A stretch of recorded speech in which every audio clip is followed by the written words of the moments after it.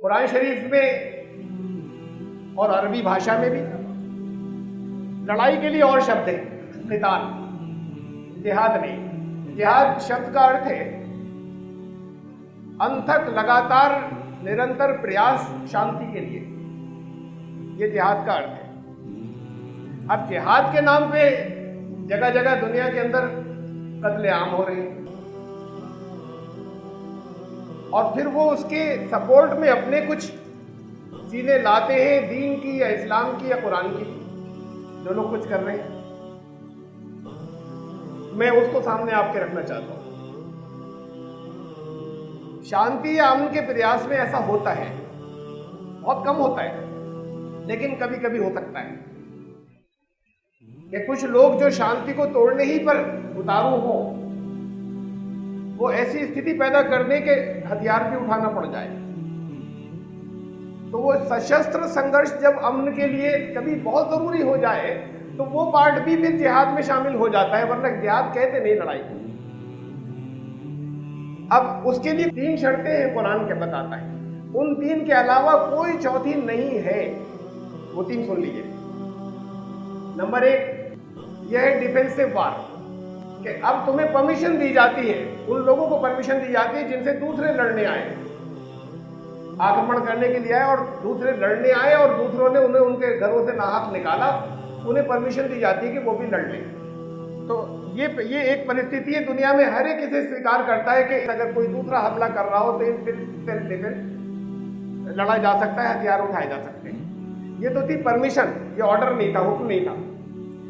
दूसरी परिस्थिति यहाँ कहा कुरान ने कि तुम्हें क्या हो गया है कि तुम अल्लाह के मार्ग में, ईश्वर के मार्ग में, एक ईश्वर के मार्ग में जाकर लड़ते नहीं। यहाँ आक्रमण का हुक्म है कि जाकर तुम क्यों नहीं लड़ते, जबकि बहुत बड़ी संख्या में लोग, पूरे पूरे समुदाय बिलक रहे हैं और उनको कुचल दिया गया है, जमीन में उनके अधिकारों का हनन हुआ है, वो चीख रहे हैं, तुम क्यों नहीं जाते उनको बचाने के लिए। इसको कहा है अल्लाह के रास्ते में लड़ना।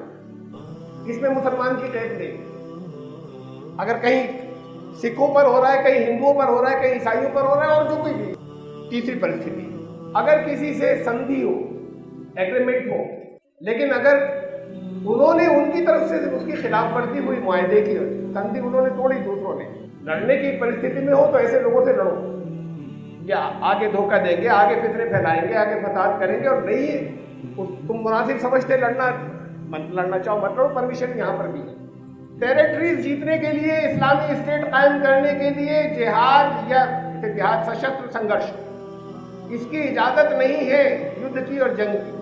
जो कुरान शरीफ में जिन जिन जगहों पर युद्ध का जिक्र है, उल्लेख है, करीब करीब उन सारी आयतों के साथ में एक कोड ऑफ कंडक्ट भी दिया है, आचार संहिता भी दी है।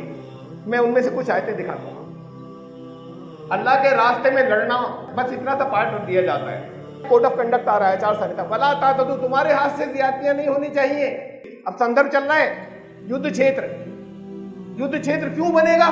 वो 3 कंडीशन आ चुकी, कब बनेगा? नेक्स्ट आए, ये जहां मिले फिर इनकी गर्दन उड़ाना, इन्हें मारना। ये कहां के लिए कहा जा रहा है? इससे पिछली आयत के अंदर आया कि वो लोग जो तुमसे लड़ने आए हैं, ये मैदान जंग के लिए कहा जा रहा है, युद्ध क्षेत्र के लिए। देखिए इसी आयत के अंदर कोड ऑफ कंडक्ट आ गया, और ये टुकड़ा काट कर ही दिखाई जाती है ये आयतें आतंकवादी बनाने के लिए कि जहां मिले मारना। अब तो अल्लाह का हुक्म आ रहा है कि जहां मिले मार देना।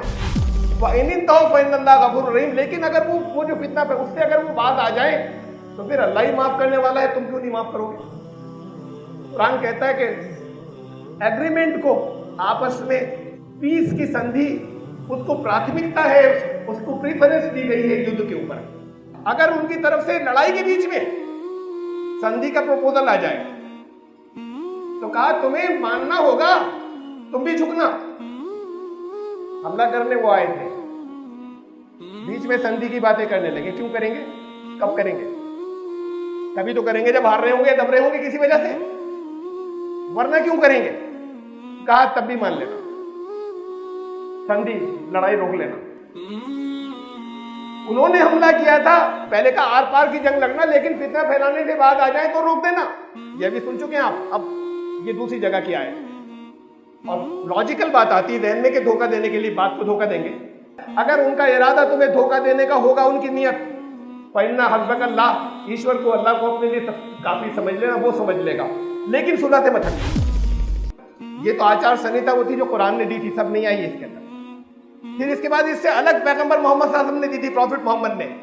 ये कुछ चीजें हैं उसमें, महिलाओं, बच्चों और बूढ़ों को नहीं मारा जाएगा, बस्ती में नहीं, घरों में नहीं, मैदान जंग में, युद्ध क्षेत्र में, बैटलफील्ड में। महिलाएं क्या कर रही थी मैदान जंग में, क्यों आई थी? अच्छा, लड़ नहीं रही होंगी तो जख्मियों की मरहम पट्टी, नर्सिंग कर रही होंगी, मजदूर क्यों थे? हथियार लाए होंगे। जिसके पैगंबर ने ये कहा हो वो ये शिक्षा देगा कि जाने के बाद कहीं पर बम फेंक दो, उसके अंदर न मालूम कौन कौन है, वो कितने हैं जिनसे तुम्हारी लड़ाई भी थी ही नहीं। अरे लड़ तो वो भी नहीं रहे थे जो तुम्हारे दुश्मन थे। दुश्मन है, लड़ नहीं रहा है, मार नहीं सकते। मैं सिर्फ इतनी चीज और रखना चाहता हूं, ये यहां पर मौजूद अपने गैर मुस्लिम भाइयों के जिन्हें बहुत गलत फहमियां हैं, ऐसा क्यों नहीं सोचते कि श्री कृष्ण ने भी अर्जुन से कहा था कि इस समय लड़ना तुम्हारा धर्म है? कभी कहा था ना किसी परिस्थितियों में? वो कह रहे थे कि नहीं लड़ना चाहते हम। यहाँ हमारे भाई हैं, दादे हैं, चचा हैं, गुरु हैं, ये सारे लोग हैं हमारे सामने, हम अपने अधिकार छोड़ देंगे। श्री कृष्ण ने कहा इस वक्त अधिकार छोड़ दिए तो अधर्म हो जाएगा। ये गीता क्या कहते, युद्ध में मारा गया तो स्वर्ग को प्राप्त होगा, और अगर जीता तो गाजी, जिसे आप उसके अंदर कहते हैं इस्लामी भाषा के अंदर, गाजी होगा, राज्य को भोगेगा। इसलिए अर्जुन तो डटकर खड़ा हो जाए युद्ध के लिए, श्री कृष्ण लड़ने का हुक्म दे रहे हैं। तो वहां पर तो गीता तो पीस और अमन सिखाती है। फिर ये जो जंग की बात कर रहे हैं, ये किस काम के लिए कर रहे हैं? शांति के लिए कर रहे हैं ना। और फिर मैं वेद का एक मंत्र दिखाऊंगा, अथर्ववेद का, और बड़ा छोटा सा है, किसी वक्त सबको याद भी हो सकता है, याद कीजिएगा मत। पुरानी परिस्थितियां हजारों साल या लाखों साल पहले की क्या बात थी, किस संदर्भ में कही गई थी, हमें गलतफहमी हो जाएगी आज। उस गलतफहमी की वजह से अगर किसी ने कभी कहा था कि कुरान के ऊपर पाबंदी लगाओ, तो मेरे पास उस 200 से ज्यादा मंत्र हैं जो मैं सामने रख सकता हूं वेद के, मैंने आज तक नहीं दिए किसी को। लोग उन्होंने मांगा है कि जरा आप दीजिए, इसलिए कि खुद तो बैठकर कर नहीं सकते, वो कुरान में से नहीं कर सकते, वेद तो बहुत मुश्किल काम है करना, मैंने नहीं दिया आज तक। नफरत थोड़ी फैलानी है, तुम्हें नहीं समझोगे तुम उसको गलत यूज करोगे और ऐसा नफरत फैलाने के लिए इस्तेमाल करोगे। ये भाषा थोड़ी सी मुख्तलिफ है, लेकिन होगी लाखों साल पहले जमाने की, किस परिस्थितियों में थी हमें नहीं मालूम। एक सिर्फ मंत्र दिखा रहा हूं आपको, वृश्च प्रवृश्च संवरिश्च दह प्रदह समदह। अब इसमें ये और देख लीजिए, एक ब्रैकेट लगा हुआ है, ये हमारे आर्य समाजी भाइयों ने लगाया। आर्य समाजी भाषा के अंदर, अरे भाई युद्ध क्षेत्र ही रहने देते, उनका युद्ध क्षेत्र भी नहीं, बस्ती में भी उनका जो वेद निंदक है उसके बारे में, जिसने वेद को की निंदा की उसको तू काट डाल, चीर डाल, फाड़ डाल, जला दे, फूंक दे, बंद कर दे। किसी परिस्थिति के अंदर होगा, इसलिए मैंने सिर्फ एक रखा है आपके सामने, लेकिन चीजें हैं मौजूद, हम नहीं इनकार करते कि किस परिस्थिति के अंदर थी, एक मार्जिन देना चाहिए। हम नहीं लाते उसको निकालने के बाद से उसके जवाब में मैं यहां से छाप दूं 200 किताब, इन पर प्रतिबंध लगाइए और अदालत में ले जाए। ये हमारी अंडरस्टैंडिंग आपस में होना चाहिए कि वहां वो जो कुछ पहले जमाने में आया था वहां से लेकर यहां तक एक श्रृंखला है, हमें उसका भी एहतराम करना है और आदर करना है, और इसका भी एहतराम और आदर करना है।